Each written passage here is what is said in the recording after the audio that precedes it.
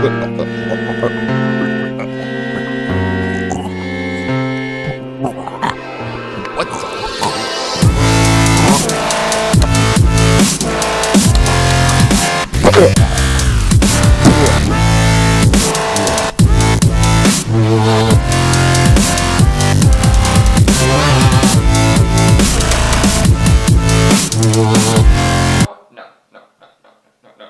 out of focus transition and no.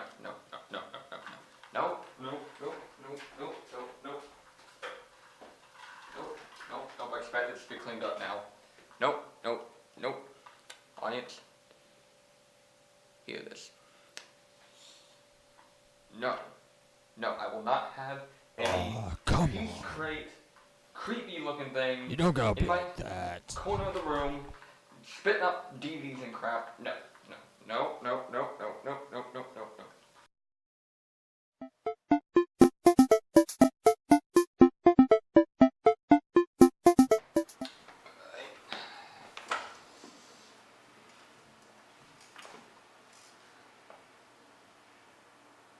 You're not gonna throw out movies again, aren't you? No, I'll be fine.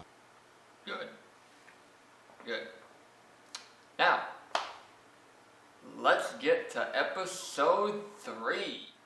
Foreshadowing is a great way to give your audience little hints at what's to come in your film, and most times out of not, will have them squealing and coming back for more.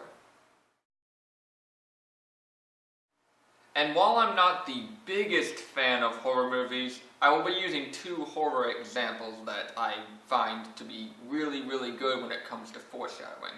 One of which is the Blair Witch Project, and the other is the horror film Goodnight Mommy. The way that Blair Witch uses foreshadowing is in the way of showing you stories by other townspeople in the town of Burkittsville.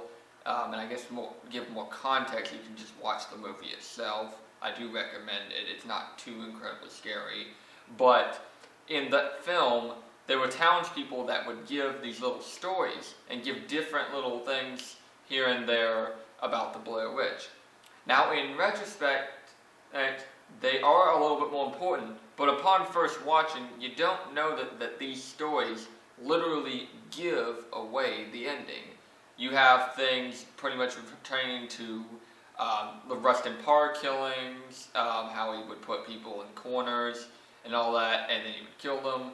And pretty much in the end of the movie, you get exactly that. Those events playing out as was described within the first few minutes of Blair Witch.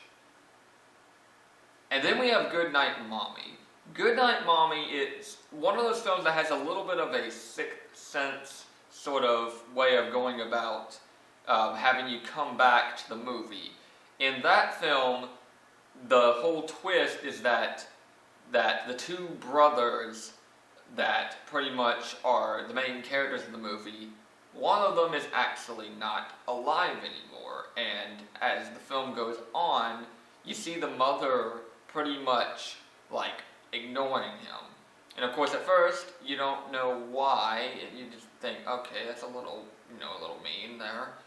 But whenever the twist actually is revealed, you can go back and actually watch clips of the movie and see where the mother did not interact with the dead kid, and it's actually pretty interesting. And there's actually a lot of moments in there that actually kind of make your skin crawl a little bit, but at the same time, it's just like, okay, that's a moment, okay, that's a moment, that's a moment, that's a moment, that's a moment, wow, this is just so many moments here.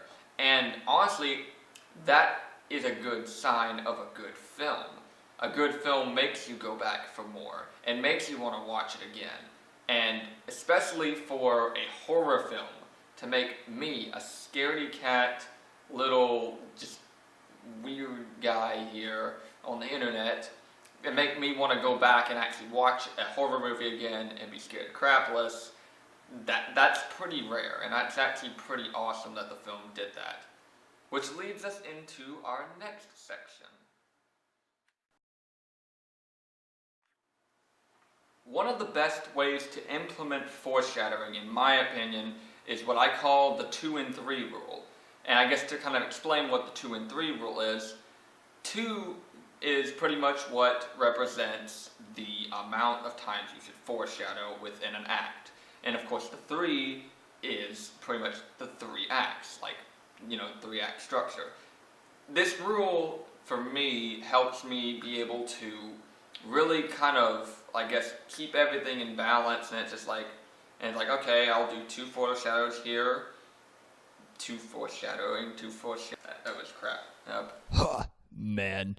You don't even know how to say foreshadowing, don't you? Shut up, Box. Ugh. Oh gosh, I feel like... No, you're not throwing up movies again. No, you got this under control? Yeah, I think I got it under control. Okay. Good. Please, just do not throw up movies again. But yeah, to reiterate, you don't want to do it too many times, and so that's why I use the rule 2 out of 3 acts and all that stuff, because pretty much if you can keep your foreshadowing at a balanced place and don't do it too often to where it's too much for the audience, and it's just like, and they groan every time you actually show the foreshadowing, then you've pretty much done your job wrong, and you really do want to do this job right. That way you have your people coming back for more, as well as, having a pretty cool little element to the film. Alright guys, that's all I have today. This was your man Dennis Reslin on another Real Project episode. I'm so glad I was able to finally get this out. Believe me, this was just a time trying to get this thing out there with all the whistling and all that, and it seems like it's pretty much gone away. So yeah, we have a successful 3rd episode, and episode 4 will be on the way soon. My name is Dennis Reslin. Again, this is the Real Project. No. You were not going up the ring. No, you were not going to my movie. No.